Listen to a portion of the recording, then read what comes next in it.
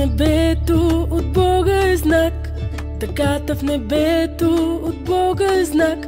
И когато видите цветовете да блестят, ще знаете, че никога повече Бог няма да прати потоп.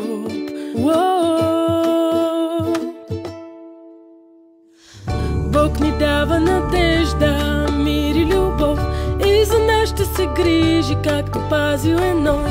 Той ни е обещал, че винаги ще е с нас, и баща е на всички, и е верен и днес, и е верен и днес. Дъгата в небето от Бога е знак. Дъгата в небето